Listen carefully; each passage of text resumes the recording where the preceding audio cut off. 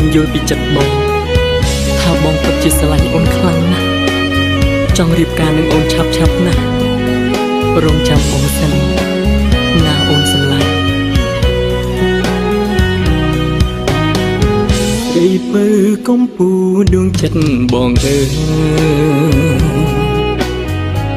រូបអូននេះហើយដែលបងប្រាថ្នាកាន់ដៃអូនចូលរោងការថែរក្សាគ្នាមួយជីវិតស្រឡាញ់អូនដល់កាន់ឈើជ្រ